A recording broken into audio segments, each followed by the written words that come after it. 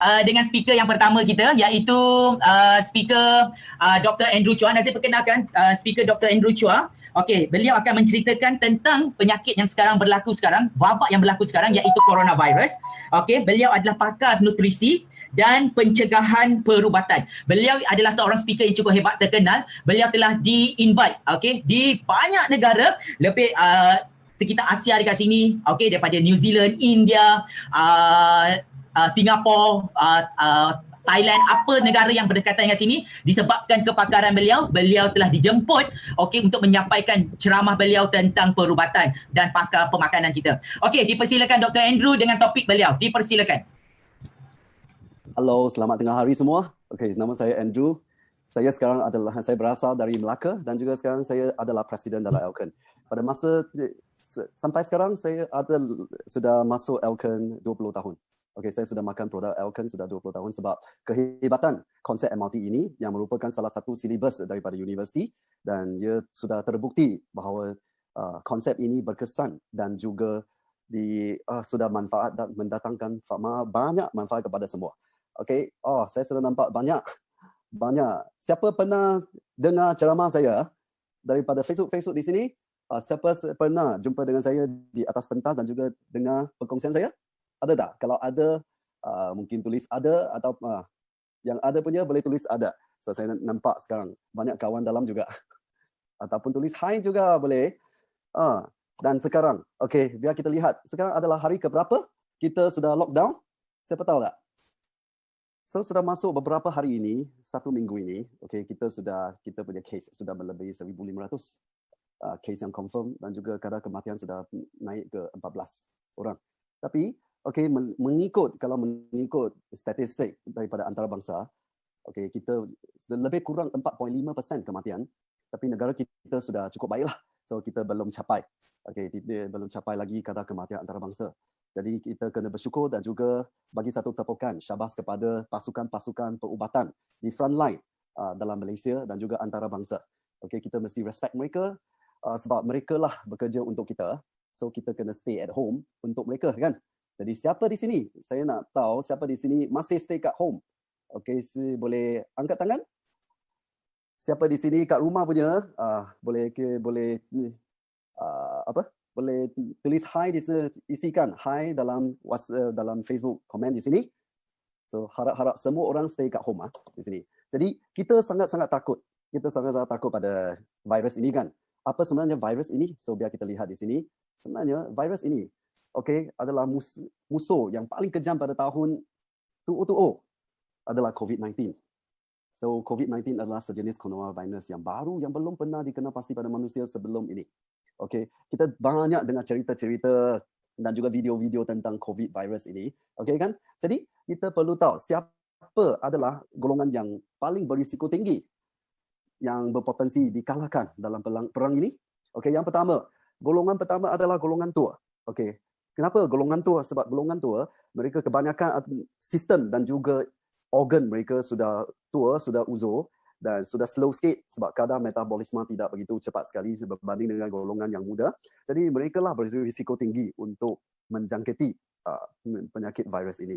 Dan juga selain itu, kalau belum sampai golongan tua, warga emas ini, okey, jangan happy sebab selain itu individu dengan penyakit yang sedia ada, yang kebanyakan kematian daripada golongan mana? Golongan sakit jantung, golongan diabetik. Jadi sesiapa yang mungkin ada gejala-gejala ini kena jaga baik-baik sebab kalau terjangkit, kalau jangkit penyakit ini kemungkinan besar kadar kematian daripada golongan yang tinggi ini. Selain itu, kalau anda bukan orang tua, bukan pesakit jantung, hati ataupun diabetik ini, jangan happy juga. Sebab virus ini akan cari siapa? Dia akan cari individu yang sistem imunnya selalu lemah. Sama seperti jangkitan denggi. Kalau kita masih ingat denggi kita takut juga kan? Kenapa kadar kematian denggi begitu tinggi sekali? Sebab biasa golongan yang meninggal tu adalah golongan yang sistem imun mereka selalu lemah. Selalu tidak menjaga kesihatan, tidak menjaga sistem keimunan mereka. Jadi golongan inilah yang berisiko tinggi untuk mendatangkan maut. So kita perlu betul-betul jaga baik-baik sistem imun kita dari sini. Jadi adakah perubatan? Ada apa-apa ubat tak untuk kita sembuh?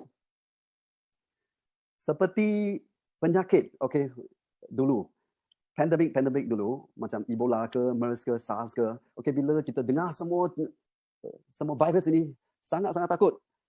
Sebab memang sampai sekarang tiada ubat untuk rawat. Okey, sama seperti COVID virus. Sekarang COVID-19 ini langsung tiada ubat. Okey, kita tidak dapat dinafikan bahawa sometimes kalau kita dapat virus, okey, sebelum datang virus, kita pun mungkin menjangkiti sesetengah bakteria juga. Bakteria, okey, memang kita boleh pakai antibiotik. Tapi dia hanya menangani gejala-gejala bacteria attack saja. Tapi bukan virus ini. Bukan semua virus. Virus dengue ke, virus COVID ke, MERS ke, SARS. Dia tidak dapat. Memang tak dapat fight juga. Sebab dia bukan create untuk virus. Okay, jadi antibiotik langsung tidak berkesan untuk mengubati jangkitan virus. Dia hanya boleh mengubati jangkitan bakteria saja. Jadi kawan-kawan semua jangan tergesa-gesa nak pergi farmasi, pergi klinik, beli ubat antibiotik untuk standby. Ini tak ada guna. Okey, sebab virus ini bukan bakteria. So apabila tiada perubatan untuk menjangkiti virus ini, jadi pemulihan akan bergantung kepada siapa? Kepada kekuatan sistem imun kita sendiri. Okey, ini sangat penting. Sistem imun sekarang sudah kerja untuk kita. Jadi kalau kita orang kata kita sembahyangkan. Jadi kalau nak sembahyang, you sembahyang kepada sistem imun sendiri juga supaya dia kuat sekarang. Jadi bila-bila masa dulu macam mana you jaga sistem keimunan anda, sekarang sistem keimunan anda akan jaga you balik. So kalau you tak jaga dia, okey, jangan menyesal. Sampai sekarang dia tak dapat jaga you sebab we are what we eat. Okey, anda adalah apa anda makan. So kalau anda ada banyak nutrien untuk sistem imun, so sistem imun you langsung tak payah takut sebenarnya. Okey, sebab sistem imun akan kerja untuk kita. Jadi pahlawan yang terbaik untuk diri sendiri untuk mengalahkan virus ini adalah sistem imun kita. Sebab sebuah bangunan yang stabil memerlukan asas yang kuat. Kalau asas kuat, semua kuat kan? So bagi kita, asas kesihatan bergantung kepada kekuatan sistem imun kita sendiri. Jadi sistem imunisasi anda sendiri adalah perlindungan dan penyembuh terbaik sekali. So sampai sekarang bukan mask, bukan hand sanitizer adalah faktor utama untuk melindungi kita. Sebenarnya adalah sistem imun. Banyak kawan-kawan selalu tanya, tak dapat mask, tak dapat hand sanitizer, mereka sangat-sangat panik. Dan banyak doktor-doktor, kawan-kawan pun kata, tak payah panik. Sebab kalau you stay dalam rumah, tak payah mask, tak payah risau hand sanitizer, kita ada sabun sudah cukup. Hand sanitizer hanya untuk kita yang keluar saja kan. Jadi mask tu pun tak apa. Okey, kalau tak cukup pun tak apa. Yang penting sekali adalah sistem imun. Okey, you kena bergantung kepada sistem imun yang kuat. Ini yang paling penting sekali. So tak payah susah-susah selalu risau, panik dengan mask semua tu. Kalau you risau-risau, you rasa panik, you rasa tertekan, sistem imun anda akan menurun juga, akan terjejas juga. Jadi relax ajalah kalau you dalam rumah, you tak payah susah-susah. Okey? Jadi sistem imun anda berfungsi sebagai satu istana. Kalau anda ada tonton wayang semua kan. Jadi apa sistem pertahanan bagi satu palace, bagi satu istana ini? Jadi pertahanan pertama adalah jambatan, lekapan dan juga parit luas di kawasan luar kan. Jadi mereka dapat protekkan seluruh bangunan istana ini. Jadi selain itu, pertahanan kedua adalah askar dan juga pemanah di atas tembok istana-istana. Ini adalah sistem pertahanan yang kedua. So mereka ada archery ini akan shoot semua enemy kan. Jadi bila kedua-dua ini sudah tidak dapat fight dengan kita punya musuh, jadi pertahanan ketiga akan activate, iaitu askar dalam istana. Askar pahlawan-pahlawan dalam istana akan ready to fight. Jadi anda mungkin akan dikalahkan dalam peperangan jika virus sudah mengharungi pertahanan ketiga. Ini memang sangat penting sebab virus ini tak sama dengan yang lain. Super virus ini adalah sejenis protein saja yang ada RNA. Jadi RNA ini bila masa dia masuk ke dalam sel badan kita, dia akan injekkan dia punya RNA masuk ke sel kita melalui reseptor-reseptor dan dia akan duplikasi. Jadi mungkin satu virus ini, satu rantai RNA ini dia akan duplikasi sampai beratus-ratus sampai beribu-ribu. Jadi ini akan menyusahkan kita. Jadi yang penting sekali pertahanan pertama, kedua memang kena kerja kuat sebab kita tak mau dia masuk ke dalam badan sel kita. Jadi bagaimana badan kita melawan patogen-patogen.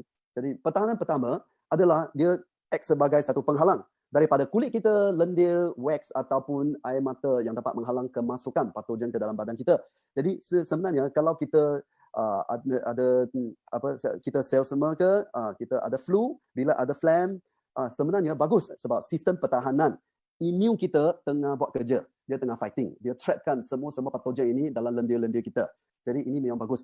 Tapi bila lendir ini kalau terlalu banyak ataupun dia termasuk ke dalam sel badan kita, okey, inilah berlakunya masalah. Jadi pertahanan kedua adalah gerak balas imun kita, iaitu sel darah putih kita, macrophage kita akan makan patogen-patogen semua. So saya rasa ramai sudah nampak video-video kan daripada social media macam mana kita punya sistem imun sel darah putih kita makan semua virus dan juga patogen. Tapi dengan super virus ini, sel darah putih ini tidak dapat makan sebegitu banyak sekali bilangan-bilangan virus COVID-19 ini. Jadi pertahanan ketiga akan berlaku, iaitu gerak balas imun khusus. Jadi badan kita akan menghasilkan antibody untuk membunuh patogen tertentu. Antibody ini kita ada database, ada file juga. Bila dia nampak, kalau dia tahu macam mana menangani COVID virus ini, mereka akan buat satu library di mana antibody ini sudah ada sistem, dia ada satu formula untuk menghasilkan sel darah putih yang kuat, yang semua pakar makan patogen-patogen dan juga virus ini supaya kita menang dalam peperangan ini. Jadi sistem imun kita sangat-sangat strong sekali. Yang penting sekali, berapa masa kita perlu untuk menghasilkan antibody yang begitu kuat sekali. So banyak orang tak tahu ini sebab mungkin pada hari ketiga sistem imun akan menghasilkan antibody yang kuat untuk menang dalam perang ini. Tapi sistem badan ataupun sistem imun seseorang itu perlu mengambil masa slow sikit. Mungkin hari keempat. Kalau hari keempat, dia tidak akan hidup sebab tak sempat untuk menghasilkan antibody dan juga semua virus-virus akan memenuhi segala-gala organ sistem badan sel mereka dan orang itu akan meninggal juga. Jadi yang penting sekali, kita sudah sediakan semua weapon. Semua senjata sudah ada. Adakah anda punya sistem imun sistem kita strong, okay, kuat enough untuk activate semua kita punya askar-askar dan tentera. Ini yang sangat penting. Dan juga bagaimana membina sebuah istana yang lebih kukuh dalam badan kita. So kita kena kuatkan sistem imun kita. Malangnya ramai masih degil dan juga lemah. Sebab kenapa mereka lemah dalam badan? Sebab kekurangan mikronutrien adalah isu kesihatan awam global. Semua orang tahu juga. Dan juga status nutrisi yang sangat buruk. Okay, yang dapat selalu meningkatkan risiko jangkitan penyakit. Jadi kalau pertahanan ini lemah, okay, istana anda akan runtuh bila-bila masa. Sebab nutrisi yang tidak begitu seimbang ataupun buruk sekali, immunity akan terjejas. So pada masa sekarang, kemungkinan besar akan menaikkan kadar risiko untuk jangkitan. Jadi kita perlu jaga baik-baik sistem badan kita. Jadi sistem badan kita, perlu apa jenis nutrien. Jadi nutrisi utama. Biasa kita makan makanan setiap hari kan. Kita ada makan sayur, kita ada makan buah-buahan, kita ada makan daging, semua tu. Nasi, semua ada. Tapi biasanya pengambilan pemakanan sahaja, okay, pada setiap hari biasanya tidak cukup. Sebab kita perlu nutrisi yang mikronutrien ini, yang mikro ini untuk membina immunity yang kuat. Seperti vitamin E, vitamin C, A, B6 ataupun B12. Dan juga selain itu protein, kandungan protein sangat penting juga. Tapi selain ada besi, ada garam mineral yang ada besi, tembaga, zinc, selenium. Semua ini adalah komponen-komponen yang bagus untuk menguatkan sistem imun kita. Jadi kita perlu kuatkan kita punya sistem imun. Dan buat masa sekarang, sistem imun bukan sampai sekarang barulah kita mula menjaga kesihatan. Kesihatan terjaga pada bila-bila masa sejak dulu-dulu. Dan kita perlu ingatkan bahawa bukan hari ini baru kita perlu jaga kesihatan. Kita perlu jaga kesihatan pada bila-bila masa, bukan sampai virus attack baru kita jaga kesihatan. Jadi kalau sesiapa yang biasanya ada penjagaan kesihatan, okey, bagus, tanya, syabas untuk anda, okey, anda lebih kuat daripada orang biasa. Tapi untuk orang biasa yang tak ada jaga kesihatan, tak ada jaga makan, selalu makan daging banyak ke, nak makan nasi lebih, tak ada exercise semua tu, okey, jangan risau. Sebab mulai hari ini, mulai sekarang, okey, anda berpeluang untuk kuatkan lagi sistem imun anda. Okey, walaupun last minute, tak apa, kita ada banyak speaker. Kita ada speaker yang berterusan. Kita ada speaker hebat lagi untuk menerangkan macam mana menguatkan sistem imun kita melalui neutron yang tertentu. Jadi buat masa sekarang, Andrew advisekan, Andrew sarankan, please, stay at home. Sebab memang kita perlu stay at home. Kalau kita semua orang tak dengar, kalau keluar lagi, kalau bila you keluar, yang penting, yang first sekali, you kena ada mask. You kena bazirkan, gunakan banyak mask. Dan juga kalau tak cukup mask, sebab semua mask sekarang pergi ke front line. So you jangan harapkan you boleh dapatkan mask. Dan kita tak tahu sama ada yang online punya penjual, sama ada dia punya mask adalah 2 ply, 3 ply ataupun memang berkesan untuk kita. Kita tak boleh garanti, kan? Dan juga kalau lebih ramai menjangkiti, malah akan memenuhi semua hospital-hospital. Jadi kita perlu ingatkan bahawa hospital-hospital didirikan bukan hanya saja untuk menangani virus COVID-19 ini. So kita kemungkinan kalau orang yang jangkit bertambah lebih lagi, so memang mask tidak akan cukup. Dan kita kemungkinan tidak akan mencukupi alat-alat, PPE kita tidak cukup, memang tidak cukup. ECMO jangan harapkan, kita ada lebih semua ini, dan kita tidak cukup staff perubatan juga. Jadi kalau ada sesiapa feel they are not comfortable, kalau you sudah rasa you tidak selesa, you demam, cepat-cepat pergi ke klinik. Kalau anda rasa anda berisiko tinggi, ada kontak dengan sesiapa yang confirm atau suspek, you kena beritahu pakar-pakar perubatan dahulu sebelum masuk ke klinik. So jangan jangkitkan orang lain, kemungkinan lah. Sebab banyak negara sekarang mereka nangis. Banyak pakar-pakar perubatan mereka nangis sebab ada orang bohong, jadi pakar perubatan mati, meninggal. Sebab ada orang bohong dan juga tidak memberi penerangan yang betul, yang benar. So untuk mengelakkan semua risiko ini, better stay at home. Sumbangan anda kepada negara yang terbesar sekali sekarang adalah stay at home. Ada apa makan saja. Tak payah naikkan risiko untuk keluar pasar lagi, untuk keluar beli roti apa-apa. Ada apa boleh makan. Kalau tak cukup punya, order Essential Light, you boleh minum dan juga boleh kurangkan kolesterol, boleh kurangkan lemak, boleh kurangkan berat badan juga. Ini salah satu cadangan yang Andrew kasih. So saya berharap anda dapat manfaatkan daripada perkongsian saya juga, dan kita teruskan dengan speaker-speaker yang macam mana beliau boleh mendapat manfaat daripada produk-produk tersebut. Dipersilakan Dr. Junaidi dengan topik beliau sistem imunisasi.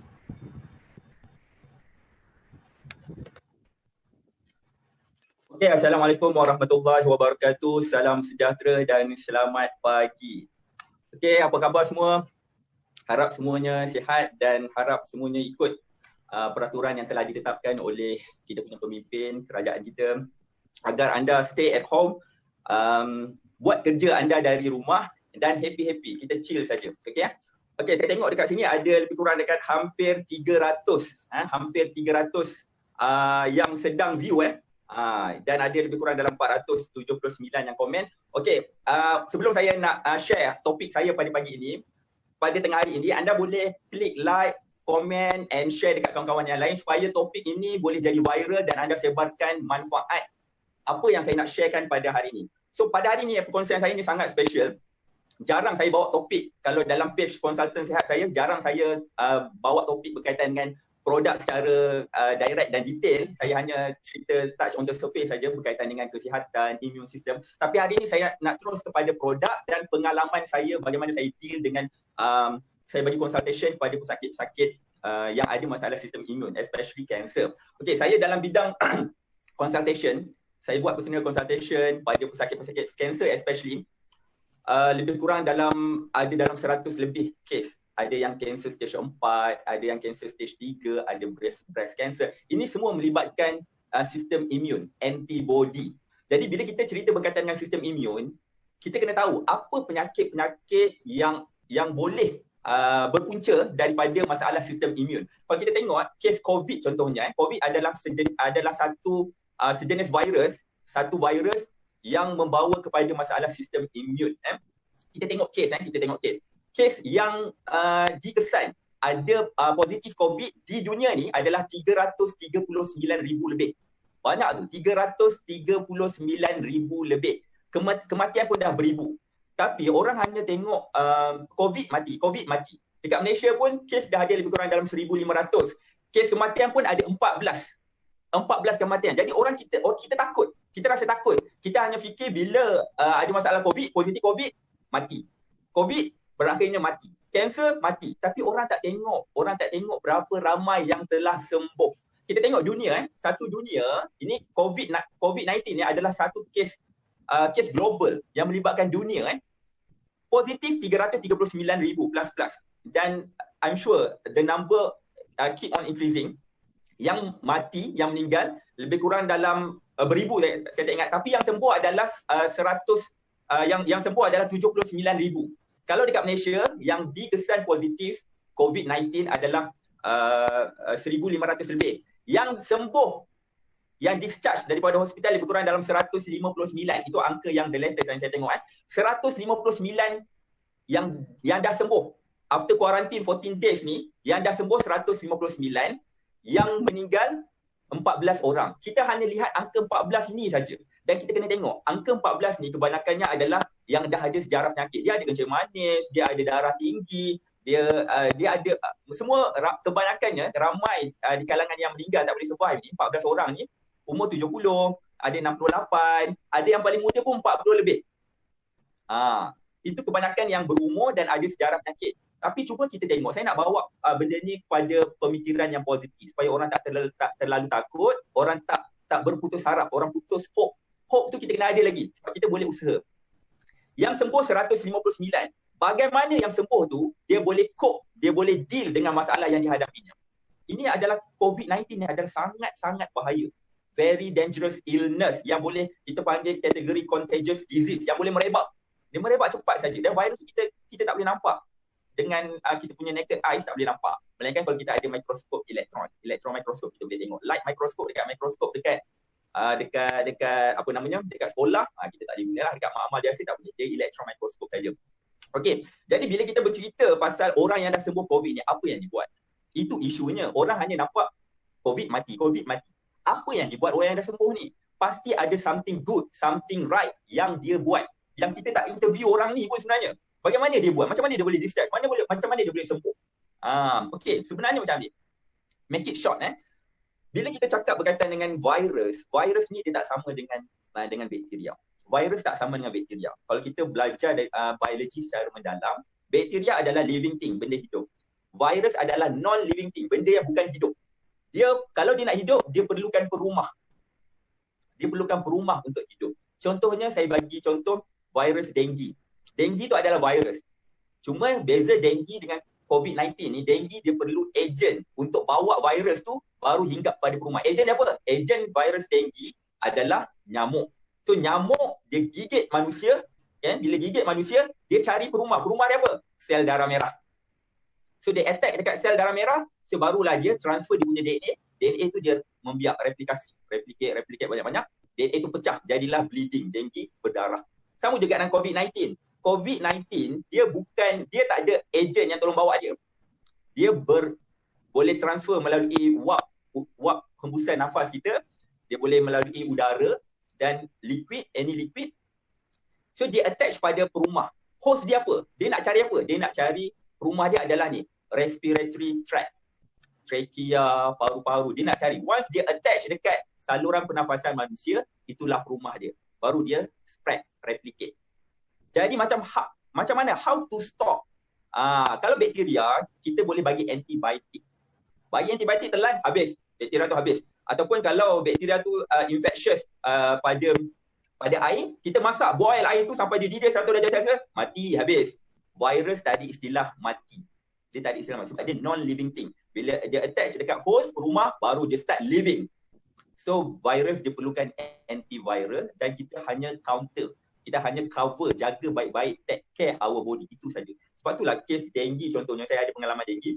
Masuk saja hospital, doktor tak bagi ubat. Denggi tak ada ubat. Cuma doktor bagi apa? Doktor bagi, kalau suhu tinggi, dia bagilah ubat demam, paracetamol. Kalau sesak nafas, dia bagilah oksigen. Kalau blood pressure tinggi, dia drip lah saline atau dia bagi, kalau tak ada terlalu lesu letih, dia bagilah drip molas, tak nak bagi kita lesu. Macam dia hanya jaga baik-baik. Tak nak bagi simptom tu teruk. Sama juga dengan COVID-19. COVID-19 ni kalau pergi hospital, warded, dia bukan bagi ubat, doktor jaga kita baik-baik. Supaya pernafasan kita tak makin getting worse. So dia jaga baik-baik, itu saja. Jadi, makna kata dekat sini, apa yang kita perlu buat? Maknanya, bila dah dapat COVID-19 ataupun apa-apa penyakit yang berkaitan dengan sistem imun, kita kena protect, jaga, take care ourselves. Bukan cari ubat makan, ubat tak, take care ourselves baik-baik. Supaya simptom tu, pernafasan tak makin teruk, demam tak ada. Kalau kita tonton TV3, malam semalam saya tengok TV3. Kes satu family, 3 orang. Mak, ayah, anak. Mak ayah tu positif COVID-19. Anak dia nama Hamdan pun positif. Tiga-tiga tu kena incubate, kena kuarantin dekat ward 14 hari. Mak ayah tak ada simptom langsung. No symptom at all. Tak ada simptom langsung. Tak ada pernafasan rasa sesak nafas, tak ada. Tak ada simptom langsung. Tapi positif COVID-19. Dan mak ayah dah discharge. Tinggal anak dia hari yang ke-11. Hari ni hari yang ke-12. Macam mana mak ayah dia buat? Mesti ada something. Ini yang saya nak share. Okey, bila kita kata berkaitan dengan immune system, kita kena harus jelas dekat sini. Apa-apa penyakit berkaitan immune system, COVID-19, virus, cancer, rheumatoid arthritis, SLE, eczema, apa lagi, psoriasis, H1N1, tumor, cancer, anything yang berkait rapat dengan immune system, kita kena jaga 3 benda. 3 perkara ni kita kena jaga baik-baik. Take care of our body, 3 benda ni. By looking at these 3 items, 3 things. Pertama adalah nutrien dalam badan. Pertama adalah nutrien dalam badan. Kedua adalah immune system. Immune system. Ketiga adalah jumlah kemasukan vitamin C.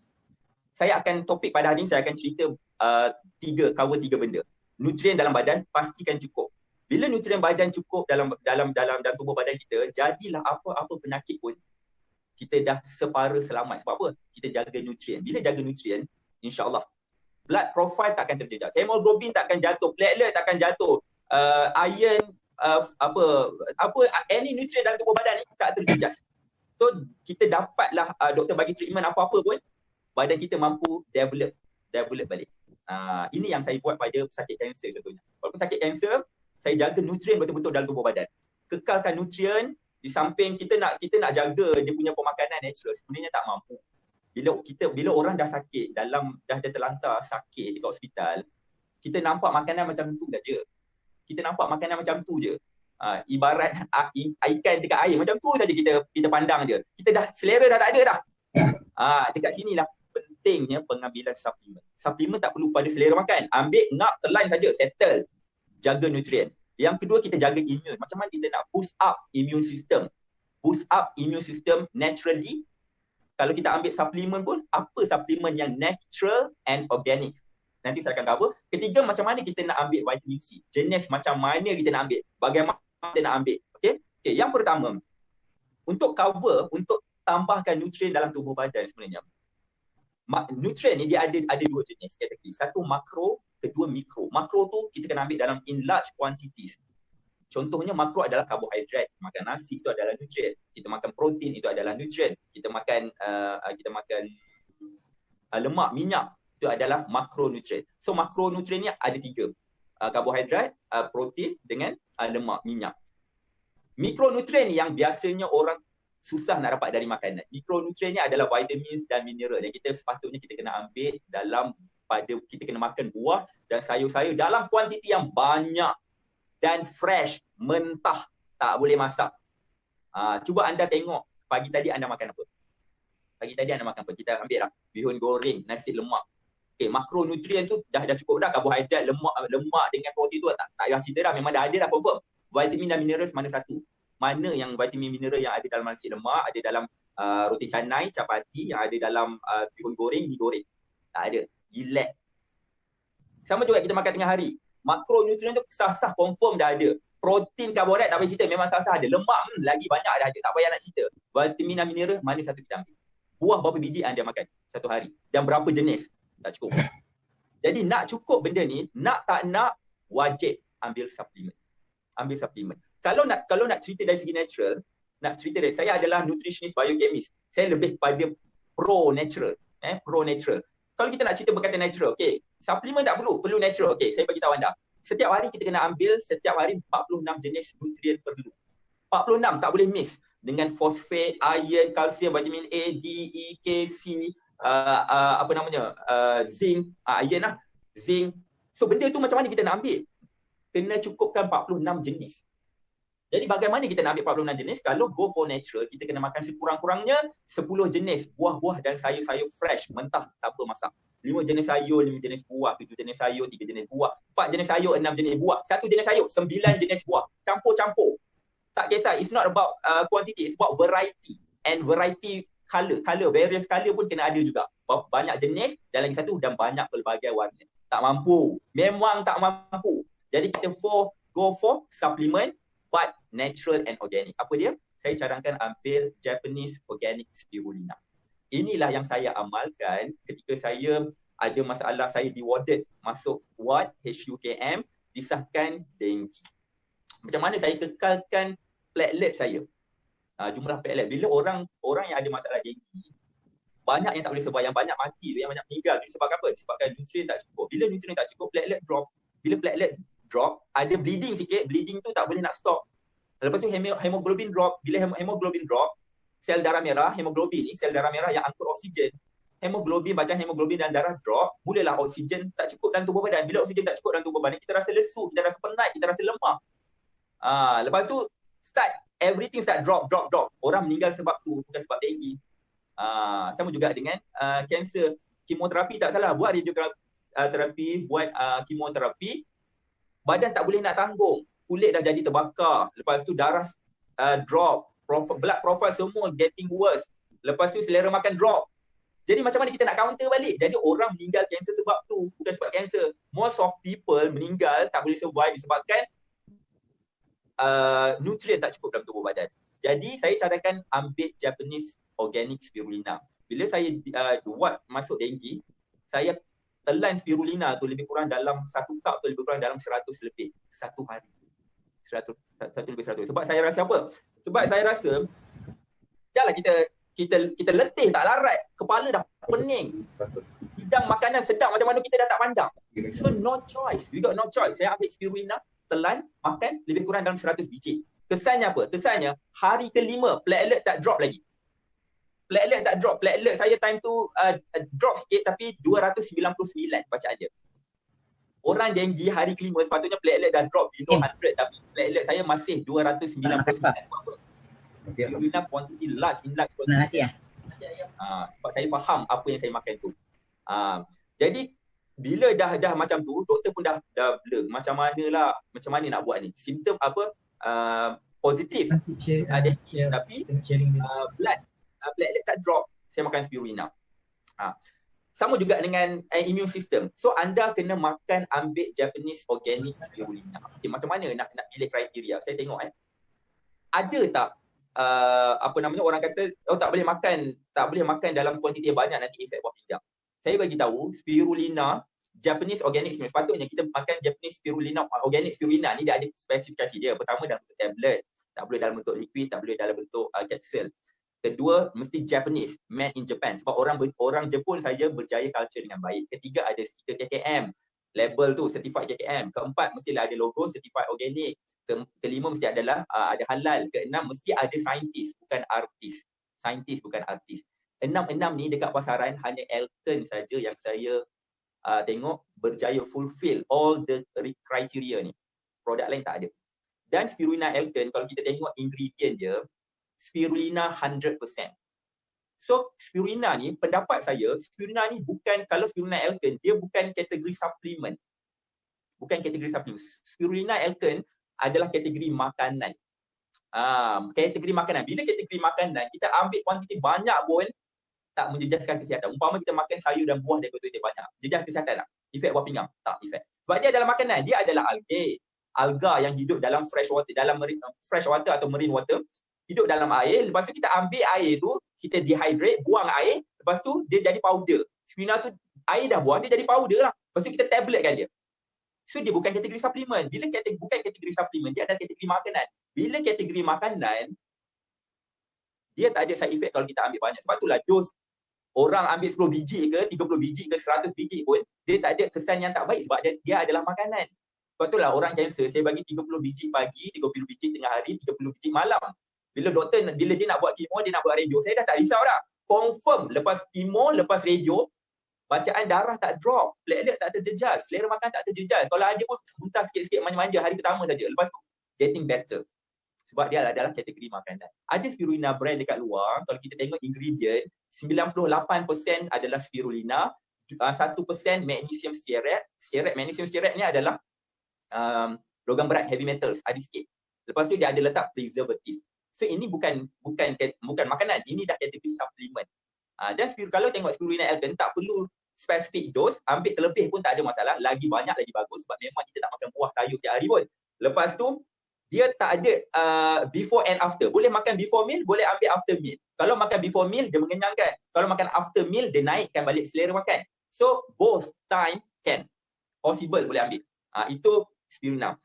Dalam spirulina Elton ni dia ada apa? Saya tunjuk kalau anda betul-betul faham, anda tak akan miss satu produk.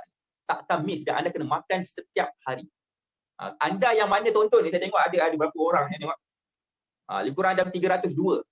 I'm sure tak semua, hampir separuh tak makan pun spirulina. Kalau makan pun makan manja-manja, dia tak makan setiap hari, dia tak amalkan pun. Dalam spirulina, pertama dia adalah 100% organik, 100% organik dan 100% alkali. Darah kita perlu 80% alkali, 20% asid. So 80% asid ni anda nak cover kat mana? 5 saja makanan beralkali. Buah, sayur, telur putih, susu putih, alga ataupun spirulina. Ini kita kena makan 80%. Dan spirulina ada 4 pigmen semula jadi. Dia ada beta karotin. Beta karotin ni adalah pigmen yang memberi warna oranye pada buah sepatutnya. Kalau kita nak ambil beta karotin, sepatutnya kita kena makan carrot, kita kena makan mangga.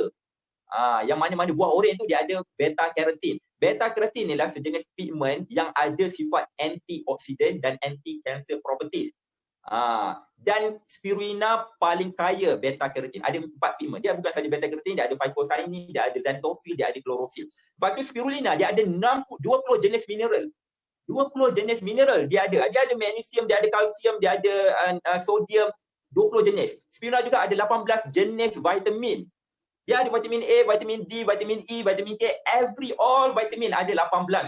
So dia consider multivitamin. Daripada anda pergi cari kat luar, pergi farmasi nak vitamin tu satu, ambil spirulina cover 18, all in one. Lepas tu dalam spirulina dia ada 18 protein tumbuhan. Sebab tu lah orang makan spirulina banyak. Walaupun spirulina tu adalah plant-based protein, kita tak akan dapat gout.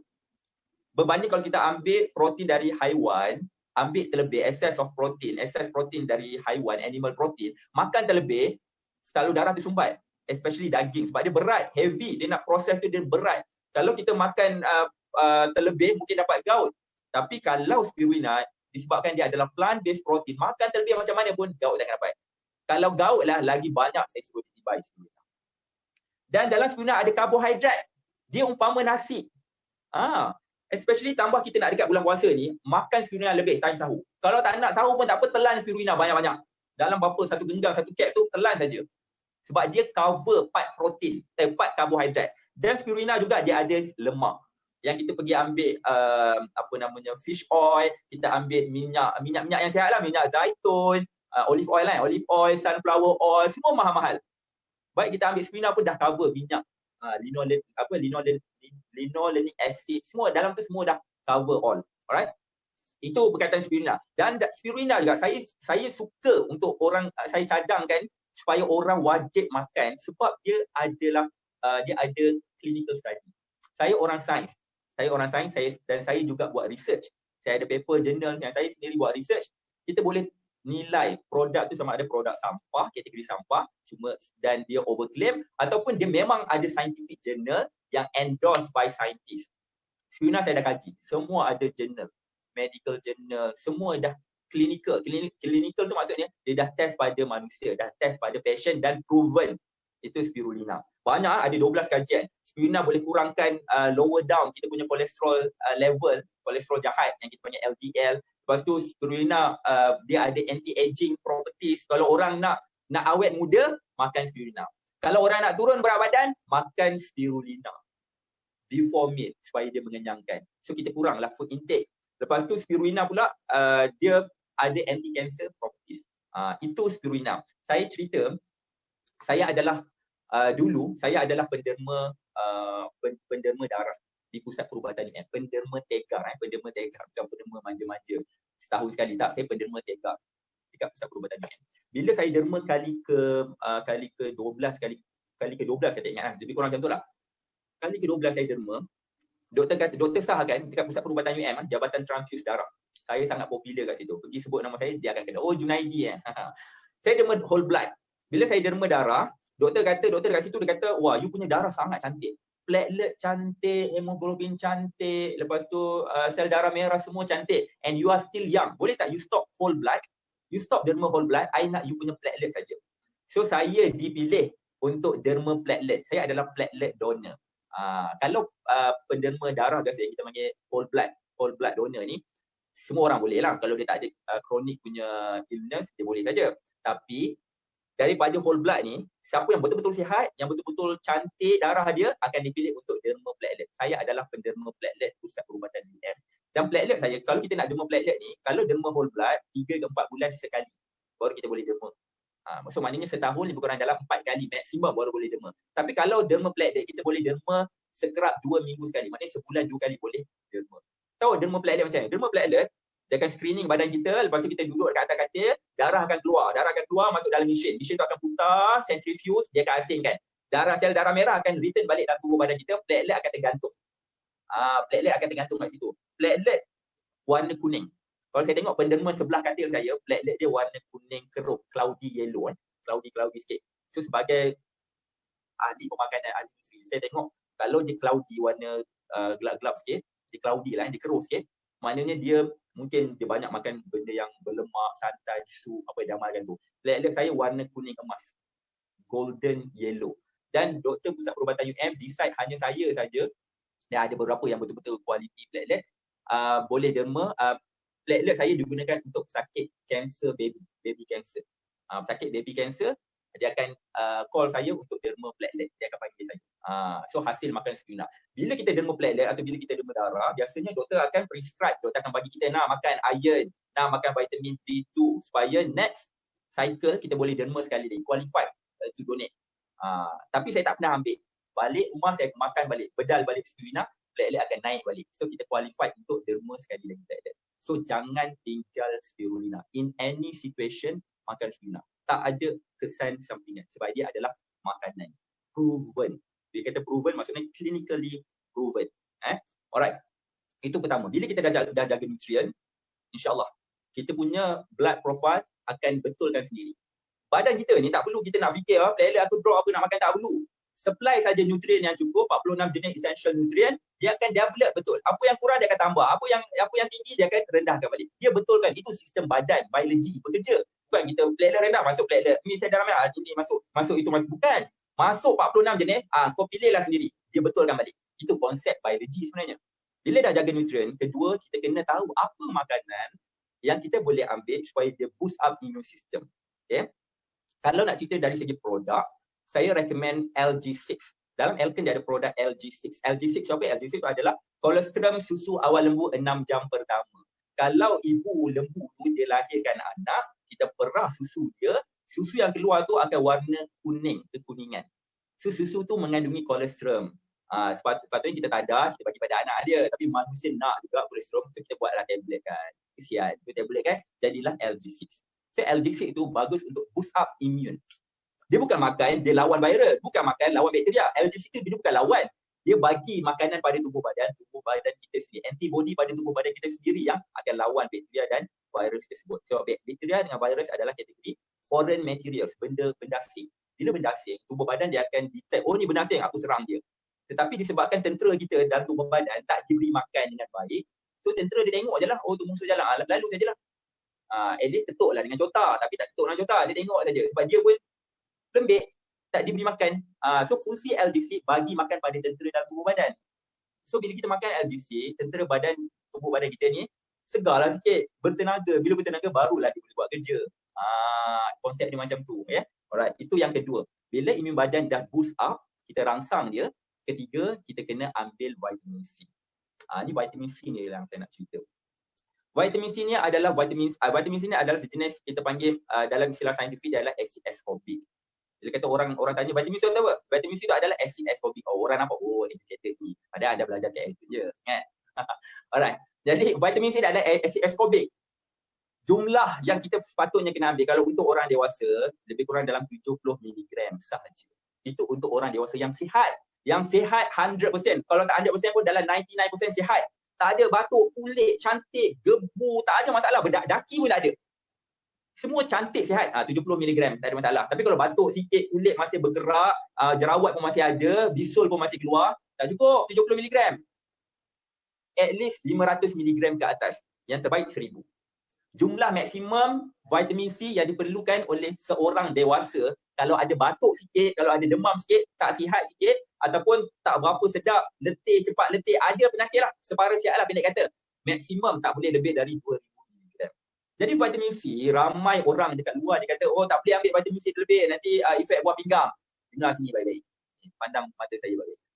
Dengar sini baik-baik. Vitamin C dekat luar, dekat pasaran, kebanyakannya adalah sintetik. 90% adalah sintetik. Sintetik tu masuk dalam bahan kimia. Kebanyakan orang beli vitamin C yang effervescent apa semua tu, kita letak, dia soluble. Berisi oren. Kan? Dia soluble. So kita minum. Saya pernah ambil tu. Sebiji itu dalam 1000 mg. Rendam dalam air, dia terlarut. Dia soluble, so dia terlarut. So air dia jadi warna oren. Tu kita minum manis-manis. Manis-manis tu sebabkan aspartam. Aspartam ni adalah pemanis tiruan. So dia adalah sintetik. Lepas tu dia warna oren. Kau ingat dia ambil oren dia perah ke? Bukan. Itu adalah coloring, pewarna. Dan pewarna tu adalah sintetik. Bila pewarna sintetik dan acid ascorbic tu bukan dari buah-buah, bukan dari natural. Dia sintetik. Bila sintetik, dia ada limit dose. Inilah yang doktor cakap. Tak boleh makan suka-suka hati, tak boleh makan terlebih, nanti efek buah pinggang. Yes, which is correct. Kalau vitamin C tu adalah sintetik.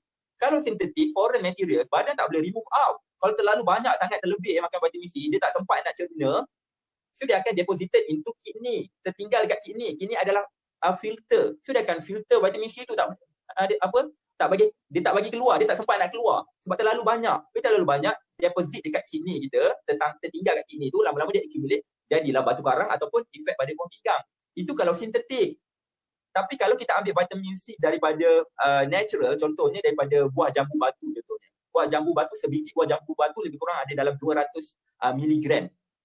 Oren, satu biji oren lebih kurang vitamin C-nya ada lebih kurang dalam 50 ke 60 mg. Jambu batu sebiji 200 mg. Kita makan banyak pun tak akan efek pada buah pinggang. So itulah vitamin C, natural. So bila kita ambil banyak-banyak tak akan efek buah pinggang. Cuma bila kita ambil terlebih, dia membazir, dia buang keluar melalui air kencing. Tapi berapa banyak kita nak makan vitamin C daripada buah sebiji jambu batu ke kau makan sehari? Tak kan? Sebab itulah wujudnya suplemen untuk top up apa yang kita makan. Jadi saya sarankan kalau nak pilih vitamin C yang organik, yang natural, bukan daripada sintetik dan bukan asid. Vitamin C banyak dekat luar, kebanyakannya acidic. Acidic. Lepas tu dia bagi efek pada buah pinggang dan efek pada kita punya perut. Terlebih makan banyak, dia akan gastrik, boleh menciptakan gastrik. Ada vitamin C yang dia retain, dia remain dekat tubuh badan kita dalam 6 jam, 4 ke 6 jam dia remain. Lepas tu dah tak ada dah vitamin C. Sebab itulah vitamin C kena sentiasa ambil. Maknanya setiap hari kita kena ambil vitamin C. Sebab dia bukan tubuh badan ni, dia bukan kita ambil banyak hari ni, esok dia simpan, esok tak payah ambil. Tak, bukan macam tu. Hari ni kita ambil terlebih, kalau terlebih, maknanya sepatutnya kita guna 500 mg, kita dah ambil 100. Balance 500 tu buang melalui air kencing. Esok kita kena ambil pula. Dia bukan duduk kat tubuh badan kita, dia tak remain our body. So kena ambil every day. So cadangan saya, pilihlah vitamin C yang organik dan alkaline. Dan kadar penyerapan absorption dia cepat. Boleh terus guna dan tahan dalam tempoh 24 jam. Apa dia? Itulah vitamin C daripada ekstrak pine bark. Pernah dengar? Tak pernah kan? Ekstrak pine bark, batang pokok pine tu, kita ekstrak, ambil acid ascorbic. Itu adalah vitamin C natural, organic, alkaline. Dan dia tahan selama 24 jam satu hari. Cukup kalau kita ambil 1000 mg. Satu tablet 500, kalau macam ecstasy. So ecstasy ada 500 mg satu tablet. Kalau kita ambil 2 tablet, dia boleh remain 24 jam. So esok kita ambil lagi sebiji atau 2 biji. So tak ada efek pada tubuh badan, takkan efek pada buah pinggang kalau dia betul-betul ekstrak daripada natural. Tak ada bahan-bahan tiruan yang lain. Itu saja perkongsian daripada saya. Nutrien, cukup nutrien boost up immune system melalui LG6. Dan apa yang kita boleh buat duit dengan benda-benda ni semua. Dipersilakan Papi Hatashi. Silakan. Assalamualaikum. Selamat tengah hari semua, kawan-kawan ke seluruh negara. Alright, mungkin korang tengah bersiaran selama ni tak buat apa-apa kan. Alright. So, kebetulan kita tengah orang kata sebenarnya bukan, it's not about sales and marketing only, but then survival. So, pertama kita semua duduk kat rumah, betul? Kedua, kita kena makan juga satu keluarga. Ketiga, adakah kita produktif? Itu yang paling penting. Masa Tuhan bagi, produktif ke tidak, makan tetap makan. So yang paling penting, semua orang nak sihat. Jadi dekat sini, the only choice yang kita boleh buat lah apa yang saya nampak ya. There's no right and wrong. Tapi apa yang saya nampak adalah, semua orang sekarang ni duduk rumah, terpaksa duduk rumah tapi ada wifi, ada 3G. Ada 3G, ada wifi.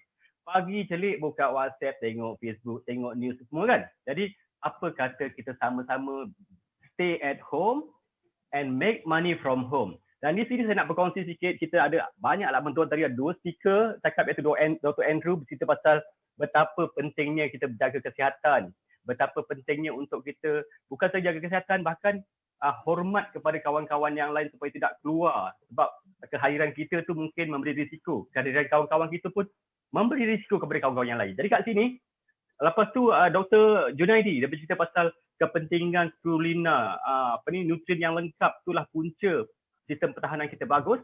Dan lepas tu SSC, immune system, LG6. And of course, bila kita nak bawa peluang ni dengan baik, agak sukar kan, tapi dekat sini kita ada satu filing yang sangat-sangat sempurna saya rasa.